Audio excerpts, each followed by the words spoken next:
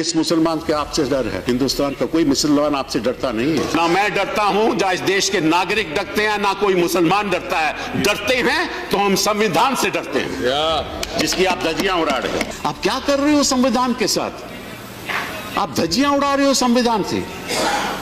आपका मकसद क्या है? आपका मकसद तो हमें मालूम है, 2014 से हमें मालूम है आपका मकसद क्या रहा है। कभी घर वापसी, कभी लव जिहाद, कभी ट्रिपल तलाक, कभी सीएबी, कभी एनआरसी, फिर दोबारा एनआरसी, मतलब के फिर 370।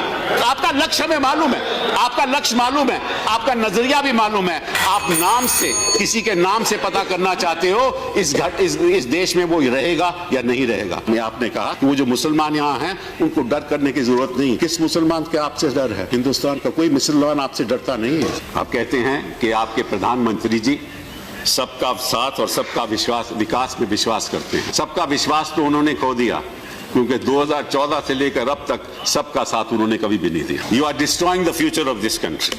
ये भक्त जो हैं ये क्या करते हैं? गाय के पति ये इंसान को मारने को तैयार है। ये क्या करते हैं? अगर आप भारत माता की जय नहीं बोलोगे तो फिर देखना इसका नतीजा क्या होगा। अगर भारत माता इतनी ही प्यारी है तो जाओ ना सरहद पे लड़ो।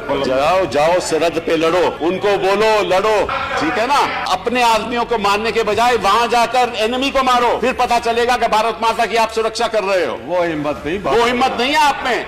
आप में तो इतना है कि उसको अजीब से बांधकर फिर उसको मारोगे आप। कि जो बढ़ावा और भड़काया जा रहा है, किस भावना के साथ भड़काया जा रहा था, उसी का ये आज नतीजा। मानवता की हत्या होती है, इंसानियत की हत्या होती है, मेरी हत्या होती है। असलियत तो ये है कि आपकी हिंदुत्व की आइडियोलॉजी ने हिंदुस्तान के लोगों में एक ऐसा भय पैदा कर दिया है कि लोग टेलीफोन पे बात नहीं करना चाहते। मैं आपको सच बात बताऊं, मैं समझता हूं कि जो ऐसी बात करता है, जो ऐसे काम करता है, वो असली हिंदू नहीं है, वो नकली हिंदू है।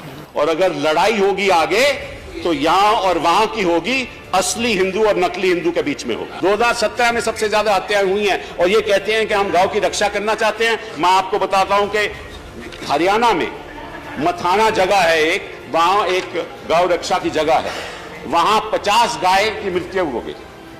50 गाय की मृत्यु हो गई क्योंकि उनका ख्याल नहीं रख रहे।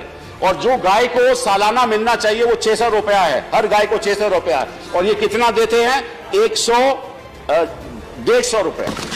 मतलब कि जो सरकार है वो भी गाय को जो देना चाहिए वो भी पैसा खा जाती है। ये इनकी सरकार। और ये कहते हैं कि गाय के प्रति ये इंसान